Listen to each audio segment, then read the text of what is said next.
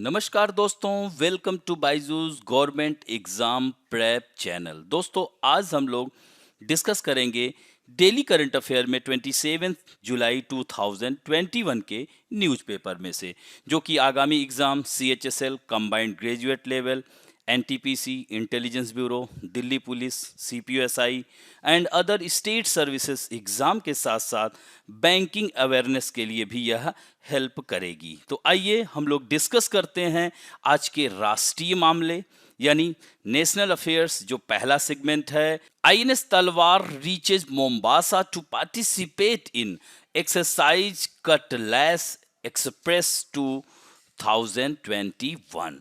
तो यानी हमारे देश का INS तलवार कटलैस एक्सप्रेस 2021 अभ्यास में भाग लेने मोम्बासा पहुंच गया है। अब दोस्तों, यहाँ पर मोम्बासा आपको आपके जहन में आ रहा होगा कि मोम्बासा है क्या।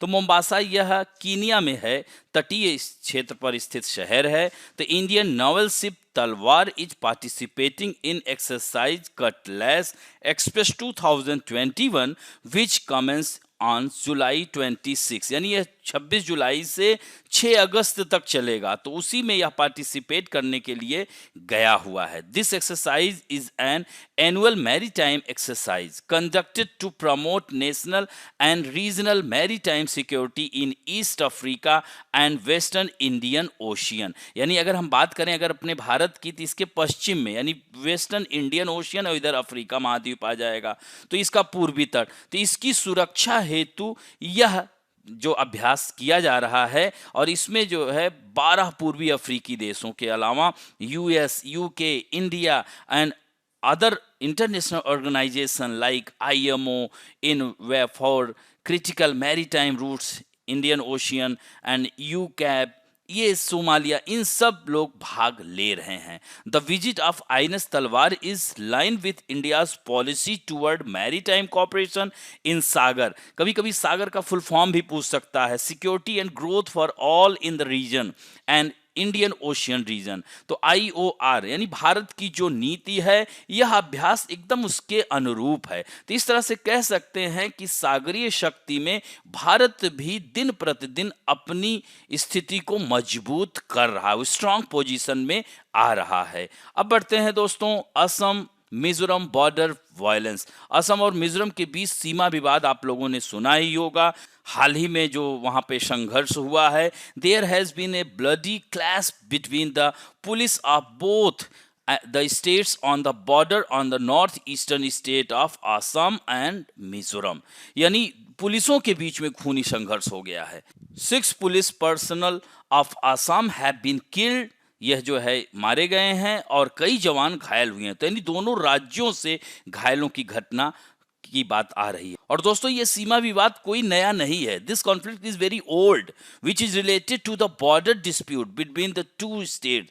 यानी यह कोई नया विवाद नहीं है, बहुत पुराना विवाद है। और एक्चुअली जो अगर बात किया जाए तो असम और मिजोरम के बीच में जो सीमा है 164 किलोमीटर लंबा बॉर्डर है। तो this border passes through Aizawl, Kolasib, Mamit in Mizoram and Cachar, Hailakandi and Karimganj district of Assam. तो इसी में जो है यह हेलकांदी और करीमगंज जिलों से होकर गुजरता है। This border dispute started near Gudguti village near this border when the Mizoram police made some temporary camp here. यानी मिजोरम पुलिस ने यहाँ पर कुछ अस्थायी कैंप बना लिए थे, जिसकी वजह से यह संघर्ष शुरू हुआ। तो ये तो रही खबर। अब यह थोड़ा सा इसके अगर हम पीछे चलते हैं तो यह 146 ईयर ओल्ड यह डिस्प्यूट है। यानी this border dispute is not new dispute.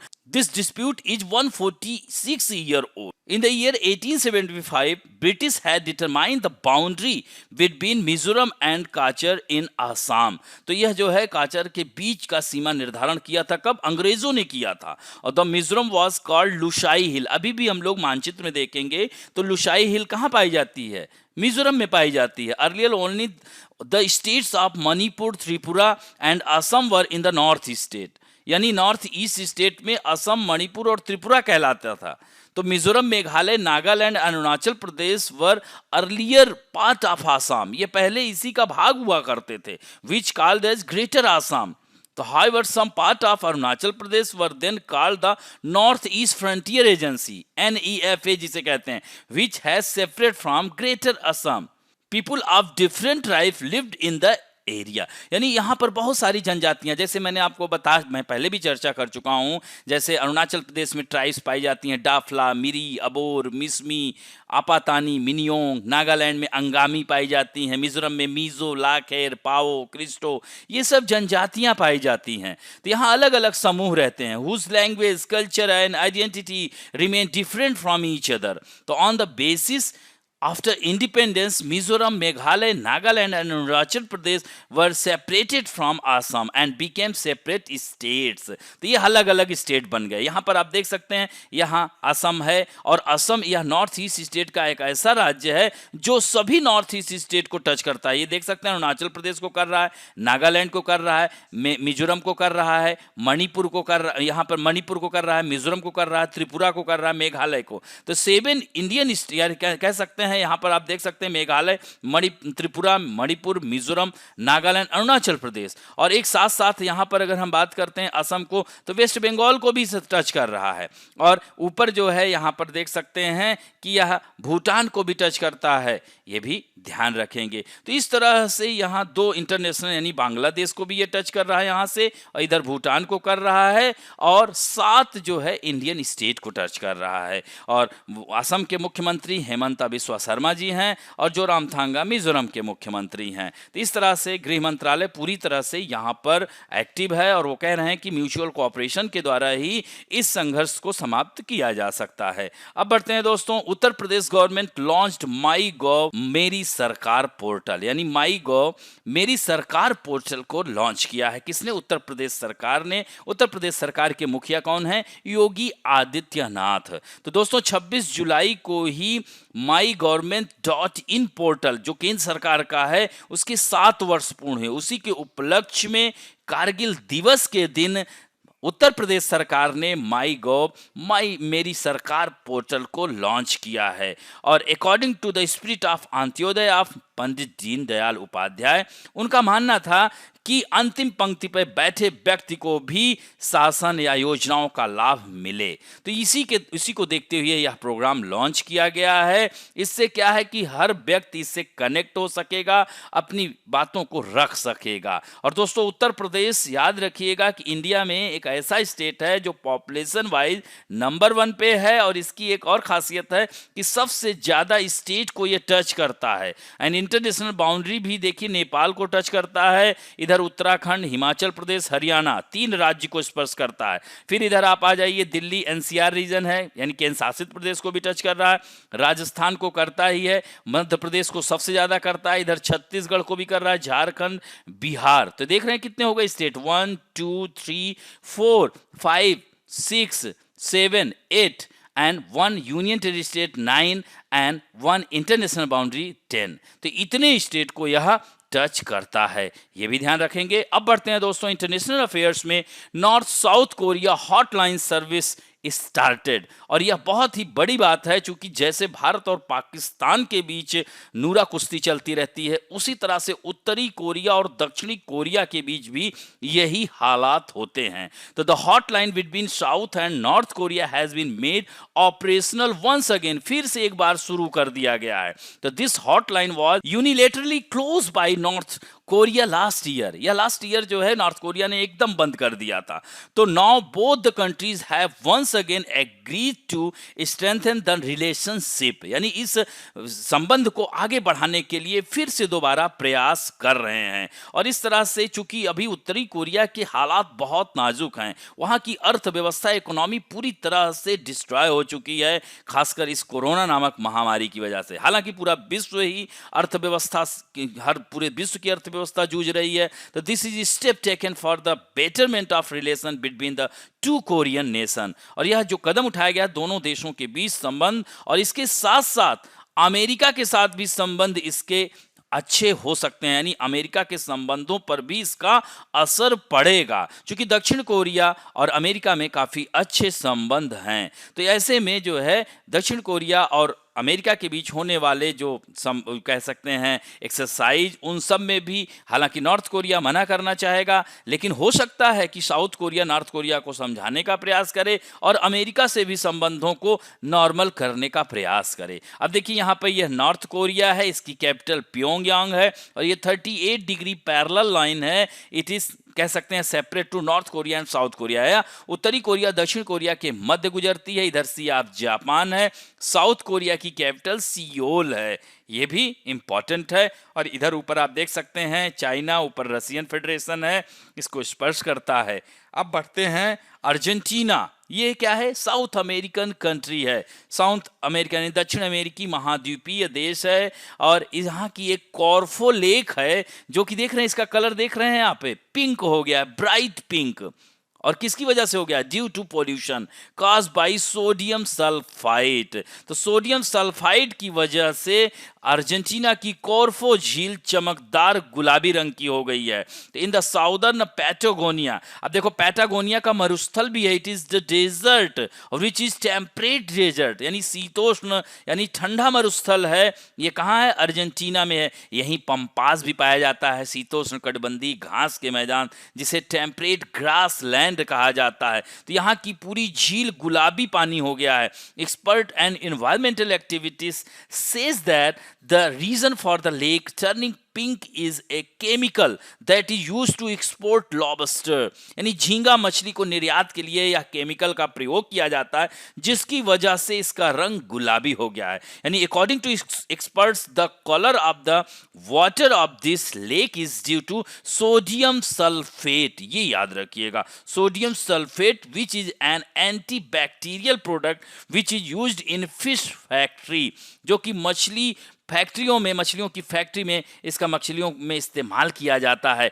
It's waste material is being held responsible for pollution the Chubut river. ये देखिए, ध्यान रखिएगा, यहाँ पर ये देख रहे हैं ना चुबुट रिवर, और दक्षिणी पैटागोनिया में है ये झील, कॉर्फो झील पूरी तरह से यहीं पर आपको मिलेगी। यहाँ पे और भी बहुत सारी झीलें हैं, याद रखिएगा, उरुग्वे झील, पराना झील, पराग्वे, ये सब यहीं पर गिरती हैं। तो इसी को रियो डी ला प्लाटा कहा जाता है। जैसे अपने यहाँ नर्मदा रिवर कहाँ गिरती है? गल्फ ऑफ खंभात में। तो वो क्या है? एस्चुरी का निर्माण करती है जिसे ज्वार नद मुख कहते हैं। उसी तरह से दक्षिण अमेरिका में एस्चुरी को प्लाटा कहते हैं, रियो डी ला प्लाटा। तो यहाँ पराना, पराग्वे, उरुग्वे, ये देख रहे हैं पराना, और पिल्कोमाया, ये सब नदियां आकर के यहीं पर गिरती हैं। और यह चुबुट नदी के पानी यह कॉर्फो झील में जाता है और जिसकी वजह से इसका रंग गुलाबी हो गया है। अब बढ़ते हैं दोस्तों साइंस एंड टेक्नोलॉजी में। Supernova fizzled gamma ray explosion discovered by NASA Fermi space telescope, यानी नासा फर्मी स्पेस टेलीस्कोप द्वारा खोजा गया सुपरनोवा फिजल्ड गामा रे विस्फोट।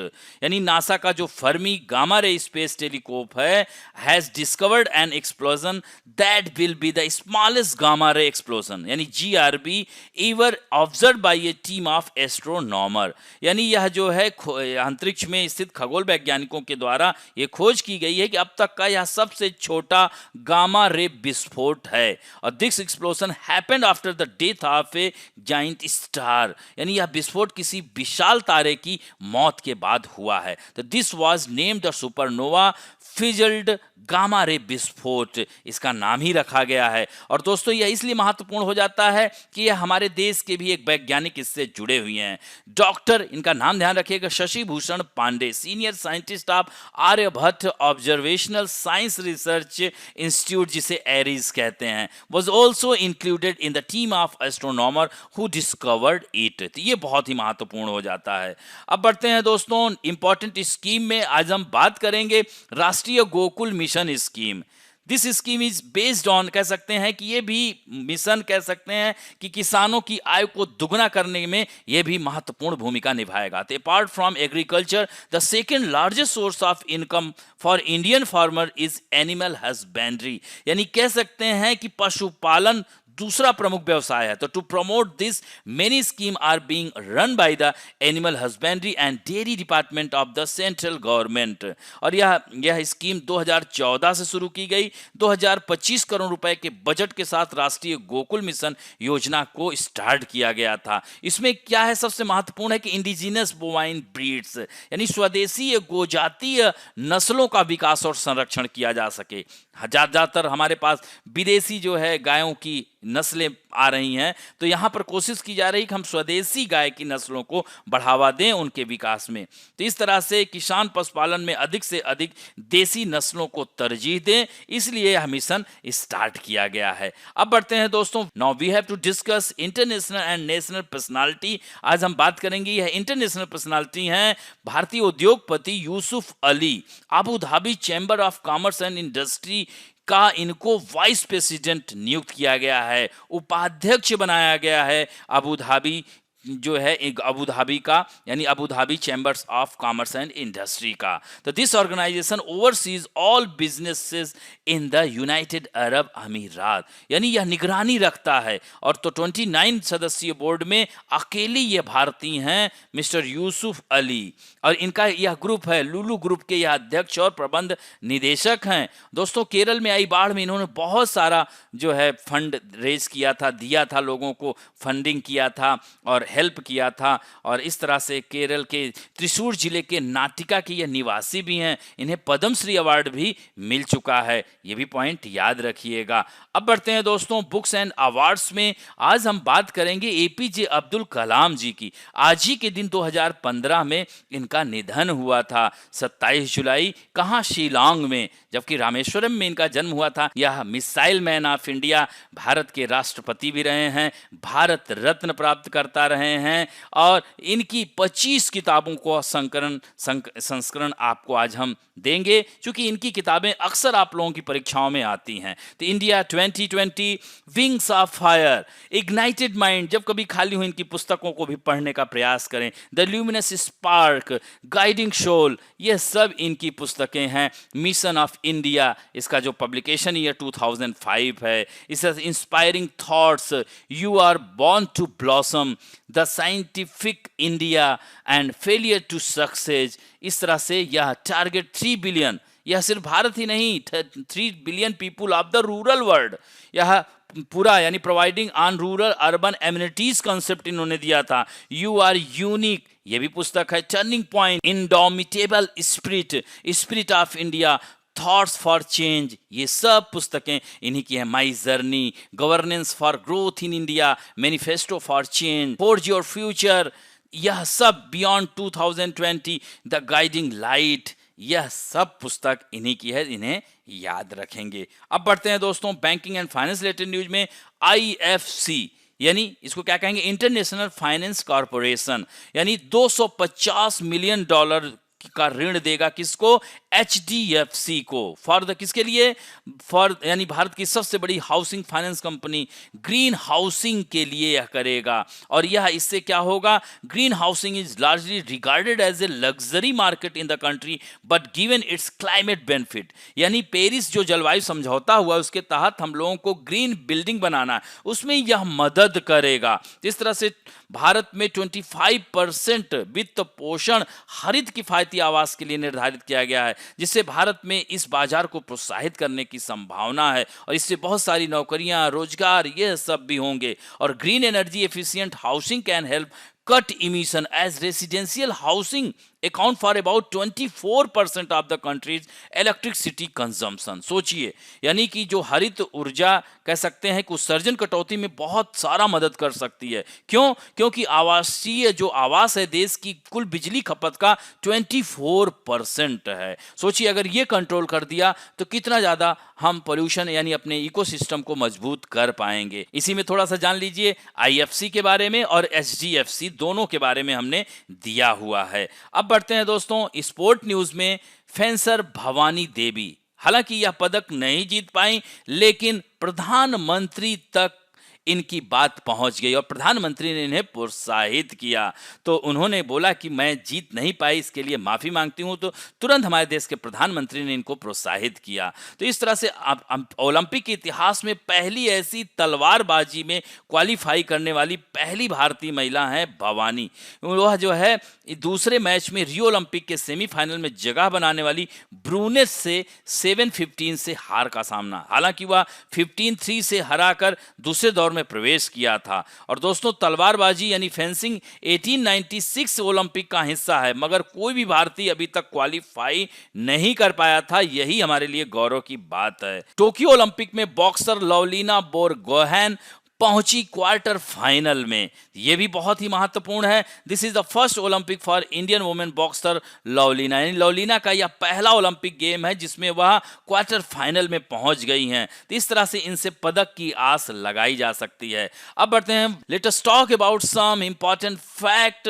आज हम बात करेंगे, चूंकि मुगल डायनेस्टी चल रहा है दोस्तों, देखिए स्टेप बाय स्टेप हम करा रहे हैं। फिर इसके बाद आप लोग जो भी बातें कह रहे हैं, जो ज्योग्राफी के पॉइंट या इकोनॉमिक से पॉइंट, सबको करेंगे। यह सीरीज खत्म हो जाए, उसके बाद नेक्स्ट हम दूसरा, जैसे साउथ दक्षिण भारतीय इतिहास की भी कुछ बच्चे बोल रहे हैं, तो उसको हम जरूर कवर करेंगे एक एक करके। तो आज हम बात करेंगे शाहजहां की। बहुत ही, इसके जो काल को स्वर्ण युग कहा जाता है, गोल्डन पीरियड कहा जाता है, स्थापत्य कला का वर्ण जो है इसे गोल्डन पीरियड कहा जाता है। हाँ, गोल्डन पीरियड ऑफ आर्किटेक्ट कहा जाता है इसे। और यह 5वां मुगल बादशाह था, ध्यान रखेंगे। तो यह जो है, इसका जन्म 1592 लाहौर में हुआ था। और इसकी माता मारवाड़ के राजा उदय सिंह की पुत्री जगत गोसाई। और देखिए कि हिंदू मां से जन्मा यह शहंशाह, लेकिन कभी भी इसने किसी भी हिंदू स्त्री से विवाह नहीं किया। इसका मूल नाम शिहाबुद्दीन था। It receive the title of Khurram after its success against Malik Ambar the वजीर ऑफ अहमदनगर। उसके बाद इसको खुर्रम की उपाधि दी गई। फिर शाहजहां ने स्वयं को इस्लाम का रक्षक घोषित किया। After the treaty with Ahmednagar, Jahangir gave it the title of Shahjahan. और इस तरह से शाहजहां का जो पहला शिक्षक था कासिम बेग तबरेजी था, परंतु इस पर सर्वाधिक प्रभाव हकीम अली गिलानी का पड़ा। और from home Shahjahan got the education for medical science, जहां पर इसने चिकित्सा शास्त्र की शिक्षा पाई थी।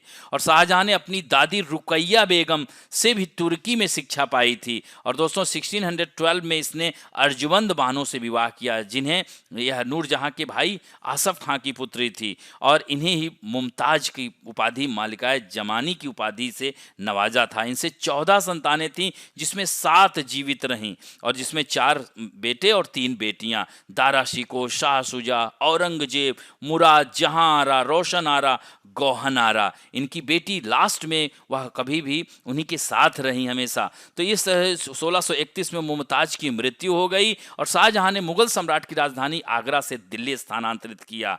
और इस तरह से सर्वाधिक किसान विद्रोह इन्हीं के समय में हुए। इन्हीं के समय उत्तराधिकार का युद्ध भी करना पड़ा। शाहजहां ने दारा शिकोह को शाह बुलंद इकबाल की उपाधि दी थी। इसी इनके दरबारी कवि में कुदशी, बाद में अबू कालीन को बनाया। और शाहजहां ने कोहिनूर जड़ित तख्ते ताउस का भी निर्माण कराया था। इस तरह से मोहम्मद सैयद मीर जुमला ने शाहजहां को कोहिनूर हीरा भेंट किया था। Shahjahan build the Taj Mahal in Agra in memory of his beloved wife Mumtaz. और इन 1658 औरंगजेब ने शाहजहां को आगरा के किले में नजरबंद कर दिया, जहां पर 8 वर्ष बिताने के बाद 1666 में इनकी डेथ हो गई। तो यह हम इंपॉर्टेंट पॉइंट बताए, याद रखेंगे। अब आते हैं आप लोगों के सेक्शन में, जो कि बहुत ही अच्छा उत्तर दे रहे हैं। आज उत्तर देने वालों में हैं William Bentinck, Rupinder Kaur, Roli Saroj, Anjit Kumar, Rajan Tiwari, Mili, Angela Chanal, सिन ऑन, तोहफा शबा तस्कीन, रेनू बाला, संजय सोलंकी, राजकुमारी देवांगन, अभिषेक यादव, पूर्णिमा जायसवाल, विनोद जायसवाल, संदीप यादव, मुस्कान हारून शेख। इतने लोगों ने कमेंट और उत्तर दोनों दिया है। आशा करता हूं कि आज और ज्यादा से ज्यादा लोग उत्तर देंगे। तो आज आप लोगों के सामने पहला प्रश्न है, हाल ही में किस राज्य ने केंद्र सरकार के MyGovernment.in पोर्टल के 7 वर्ष पूर्ण होने के उपलक्ष्य में माई गॉव मेरी सरकार पोर्टल को लॉन्च किया है? Which state government has recently launch my gov Meri Sarkar portal. तो यह जो है इसमें कौन होगा? असम, उत्तर प्रदेश, मध्य प्रदेश या राजस्थान। एंड नेक्स्ट क्वेश्चन है, recently there has been a border dispute between which two north east state. हाल ही में किन दो उत्तर पूर्व राज्यों के बीच सीमा विवाद हो गया है? Assam and Manipur, Mizoram and Assam, Mizoram and Tripura and Meghalaya. Next question है, 38 degree parallel line is between which two countries. 38 degree समानांतर रेखा किन दो देशों के मध्य है? Iran and Iraq, Canada and America, India and Pakistan, north Korea and south Korea. And next question है, recently which south American countries lake has turned bright pink due to pollution from sodium sulphide. Sodium sulphide की वजह से प्रदूषण के कारण दक्षिण अमेरिकी देश की झील, मतलब किस देश की झील में का रंग गुलाबी हो गया है? Chile, Brazil, Argentina, Bolivia. अब बढ़ते हैं नेक्स्ट क्वेश्चन की ओर। Indian industrialist Yusuf Ali MA has been appointed by the government of which country as the vice president in the highest organisation of his country. यानी उस देश के सर्वोच्च संगठन में उन्हें उपाध्यक्ष नियुक्त किया गया है। वह कौन सा देश है? ईरान, सऊदी अरब, कतर या यूनाइटेड अरब अमीरात। एंड नेक्स्ट क्वेश्चन है, व्हेन वाज द राष्ट्रीय गोकुल मिशन स्कीम स्टार्टेड। राष्ट्रीय गोकुल मिशन योजना की शुरुआत कब हुई थी? 2014, 15, 16 या 18। अब बढ़ते हैं दोस्तों नेक्स्ट क्वेश्चन की ओर। Which of the following is not a book of former president Abdul Kalam. Missile man की निम्नलिखित में से यह कौन सी पुस्तक नहीं है जो उनके द्वारा नहीं लिखी गई है? हाँ, तो इसमें बताना, indomitable spirit, turning point, a journey through challenge, I dare, spirit of India. इन्हीं चारों में से आपको बताना है कि कौन सी इनकी पुस्तक नहीं है, और जो नहीं है वह किसकी पुस्तक है यह भी बताना है। एंड नेक्स्ट क्वेश्चन है, recently IFC has given $250 million loan to which bank to promote green housing finance? ICICI bank, HDFC bank, Axis bank या none of these. And next question है, लोवलिना बोरगोहेन का संबंध किस खेल से है? यानी Lovlina Borgohain is related to which sport? Shooting, tennis, boxing या स्विमर। एंड नेक्स्ट क्वेश्चन है and last question, the period of which Mughal ruler is called the golden age of architecture. यानी वास्तुकला का स्वर्ण युग या स्थापत्य कला का स्वर्ण युग किस मुगल शासक के काल को कहा जाता है? जहांगीर, अकबर, शाहजहां और औरंगजेब। तो इस तरह से इन 10 प्रश्न के उत्तर दीजिएगा। आशा करता हूं कि आज आप लोगों को यह वीडियो अच्छा लगेगा, और दोस्तों अच्छा लगे तो please like, share, subscribe and bell icon दबाना ना भूलें। थैंक यू दोस्तों।